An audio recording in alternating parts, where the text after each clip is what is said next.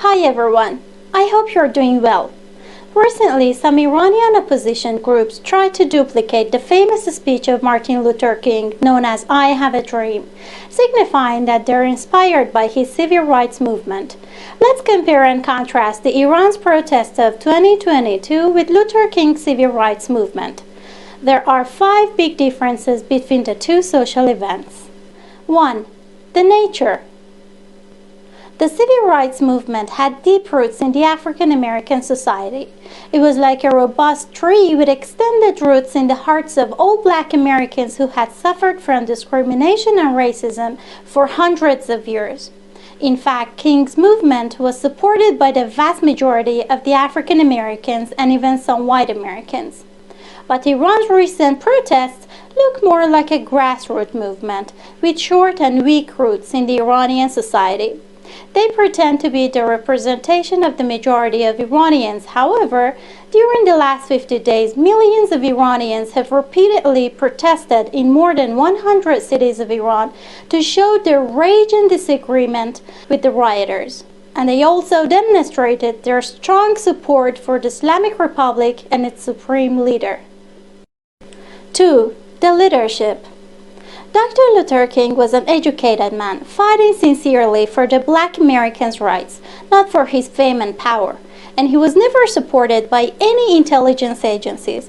On the contrary, he was under the surveillance of the FBI, and it's been said that he was assassinated by the intelligence community of the United States.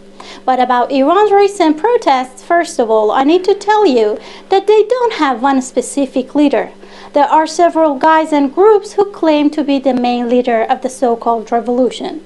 For example, the son of the overthrown Shah of Iran, the notorious terrorist group known as MEK, the separatist Kurds, the ISIS, the LGBTQ community, various inside and outside opposition groups, and several activists all try to seize the leadership of the recent protests.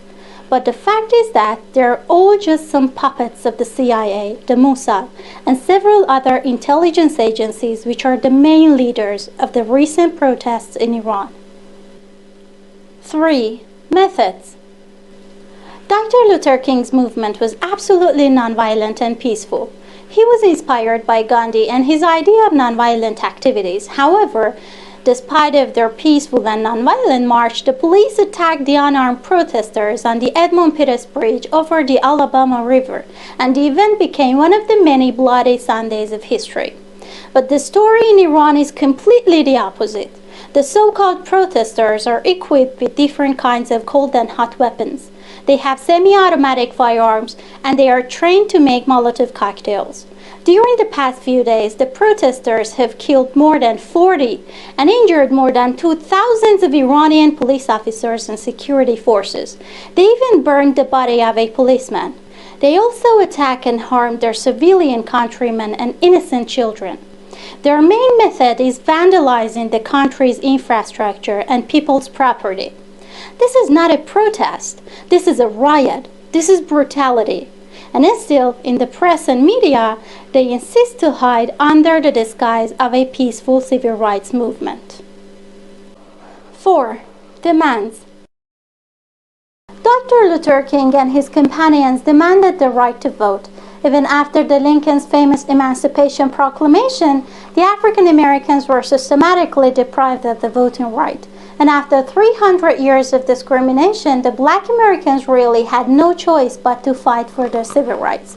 But in Iran, there are about 10 different races and ethnicities, like Turks, Lurs, Kurds, Arabs, Persians, and so on, and all of them have had the right to vote from the very first day of the Islamic Republic. And all races and ethnicities in Iran are absolutely equal in civil rights. Then what do the rioters want? Unfortunately and surprisingly, they want nudity and prostitution. They associate nudity with women's rights, disrespecting the religious society of Iran and openly breaking the law. Even in the most liberal countries of the world, nudity and prostitution have some legal limitations, and if you break the law, well, obviously the cops will arrest you. We Iranian women are free. We do not need extra rights. We do not need more freedom. We are already free and we can study, work, exercise. We can have political and social activities even much more freely than some other women of the world. Perhaps you don't know that thousands of years before the Islamic Revolution, the ancient Iranians used to wear hijab. Even before the reveal of Islam in the Zoroastrian era, hijab was the indicator of people's social status, especially for the Persian royal families.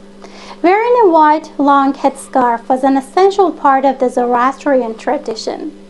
The existing petroglyphs of Persepolis prove that the ancient Iranian women wore a headscarf with pride. Another evidence is that it's impossible to find any naked sculpture or painting from the long history of the Persian Empire.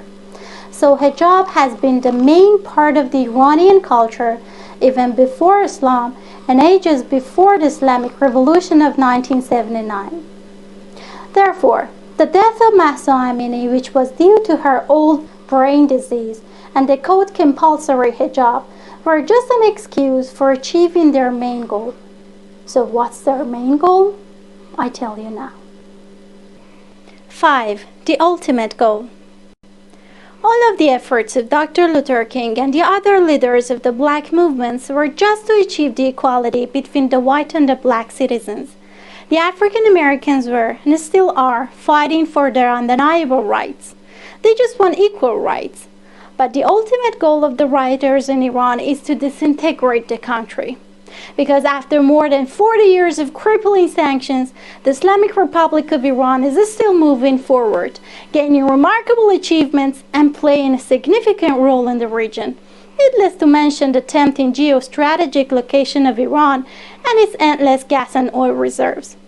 Then the only way and the last plan to stop Iran and to plunder its natural resources is to start a civil war and to break up the country. They even published their dream map of a broken Iran. However, their last plan is also doomed to failure, because the Islamic Republic of Iran is like a robust tree with deep roots in the hearts of millions of Iranians.